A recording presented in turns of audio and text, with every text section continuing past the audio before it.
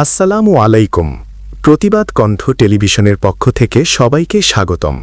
আপনাদের সাথে আছি আমি মোহাম্মদ মুমিনুল ইসলাম। আশঙ্কাজনক হারে বাড়ছে নারী ও শিশু ধর্ষণ।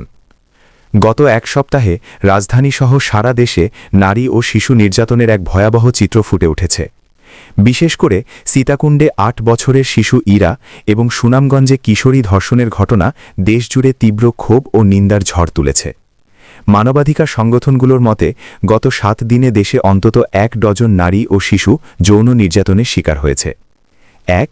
সুনামগঞ্জে দলবদ্ধ ধর্ষণ, গ্রেপ্তার ৩। আজ ৫ মার্চ প্রাপ্ত সংবাদ অনুযায়ী সুনামগঞ্জে ফেসবুকে প্রেমের সম্পর্কের সূত্র ধরে দেখা করতে গিয়ে ১৭ বছর বয়সী এক কিশোরী দলবদ্ধ ধর্ষণের শিকার হয়েছে।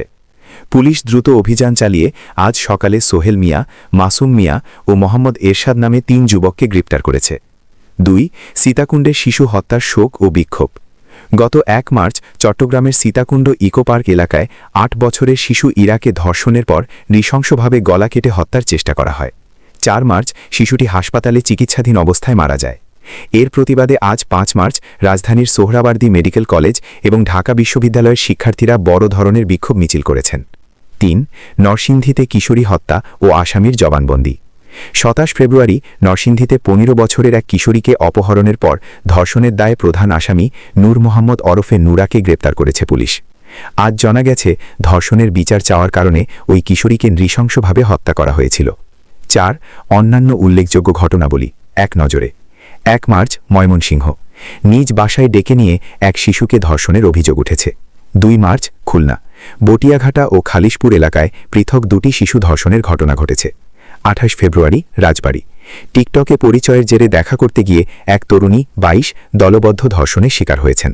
২ মার্চ নারায়ণগঞ্জ, রূপগঞ্জে ধর্ষণের চেয়েও ভয়াবহ নির্যাতনের শিকার হয়েছেন ৩ নারী, যাদের চুরির অপবাদে গাছে বেঁধে চুল কেটে দেওয়া হয়েছে।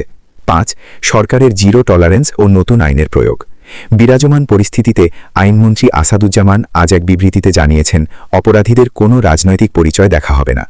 সরকার সম্প্রতি নারী ও শিশু নির্যাতন দমন আইন সংশোধন করে তদন্তের সময় ১৫ দিন এবং বিচারের সময় ৯০ দিনে নামিয়ে এনেছে। বিশেষ ট্রাইব্যুনালে এই মামলাগুলোর দ্রুত বিচার নিশ্চিত করার কাজ চলছে। বিশেষ দ্রষ্টব্য, নারী ও শিশু অধিকার কর্মীদের মতে লোকলজ্জার ভয়ে অনেক পরিবার মামলা করে না, ফলে প্রকৃত ঘটনার সংখ্যা সংবাদপত্রে প্রকাশিত তথ্যের চেয়ে অনেক বেশি হতে পারে। সহায়তা পেতে যে কোনো নির্যাতনের ঘটনায় তাৎক্ষণিক আইনি সহায়তার জন্য সরকারি হেল্পলাইন ১০৯ অথবা জরুরি সেবা ৯৯৯ নম্বরে যোগাযোগ করার পরামর্শ দেওয়া হয়েছে।